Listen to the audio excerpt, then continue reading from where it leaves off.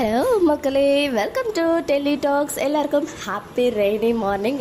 இந்த வீக்கே வந்து ரெயினோட ஸ்டார்ட் ஆகியிருக்கு. ஆனால் ஷாக் அப்படியே ஷாக் ஆகி நின்றுட்டேன். பிகாஸ் அவ்வளோ பெரிய உண்மையை இன்றைக்கி எபிசோடில் ரிவீல் பண்ணும்போது அதையுமே ப்ரொமோவில் வந்து அட்டாச் பண்ணியிருக்கலான்னு ஒரு ஃபீல் இருந்துச்சு. பிகாஸ் ஒரு பெரிய ஷாக் கொடுத்துட்டாங்க. ஏன்னா நம்ம குமரன் வந்து வாய்ஸ் நோட்ஸ் கங்காவுக்கு அனுப்புகிறாங்க.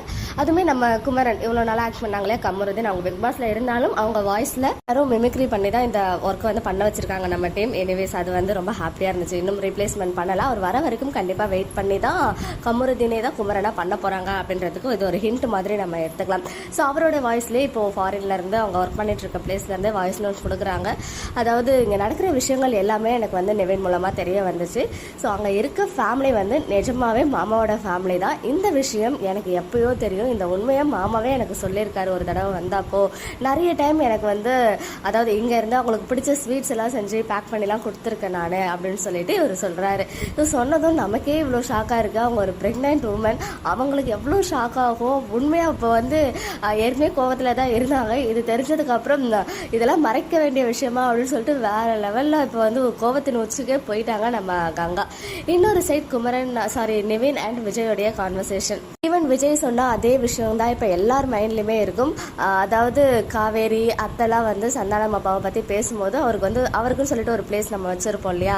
பட் இப்போ இதெல்லாம் பார்க்கும்போது அவர் மேலே இருந்த அந்த ஒரு ரெஸ்பெக்டே போயிடுச்சு அப்படின்ற மாதிரி விஜய் சொன்னாங்க. பிகாஸ் அப்போலேருந்து அப்படி தான் காட்டுறாங்க. அவர் ஒரு பெரிய உயர்ந்த இடத்துல வச்சுட்டு இப்போ சடனாக இந்த மாதிரி ஒரு ட்ராக்கை கொண்டு வரும்போது எல்லாருக்குமே அந்த ஃபீல் வந்து நிஜமாவே இருக்க தான் செய்யுது.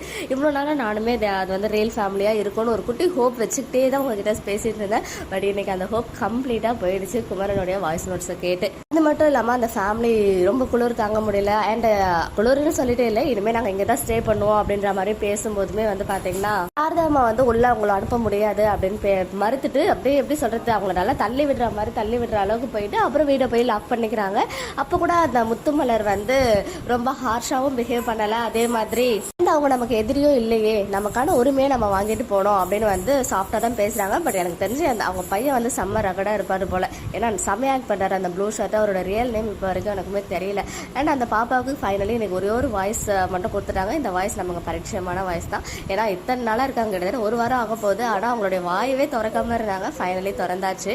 உள்ள போயிட்டு நிவேன் அண்ட் விஜய் வந்து வெளியே எட்டி பார்த்துட்டு அவங்க மேலே ஒரு எப்படி சொல்கிறது, ஒரு மனிதாபிமானம். அதாவது கொடைக்கானல்னாலே குளிரும், அதுவும் இந்த காலத்தில் வந்து இந்த மாதத்தில் ரொம்ப குளிரும் அப்படின்னு சொல்லிட்டு சாரதாம்மா கிட்ட ரெக்வஸ்ட் பண்ணுறாங்க. அவங்கள கொஞ்சம் தங்க வச்சுக்கலாமே அப்படின்னு சொல்லி.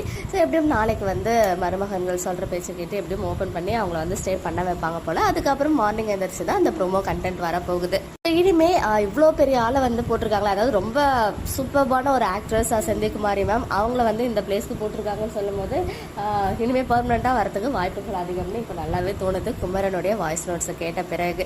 இன்னைக்கு எபிசோட் பார்த்தினா உங்களுடைய ஒப்பீனியன் கமெண்ட்ல சொல்லுங்கள்.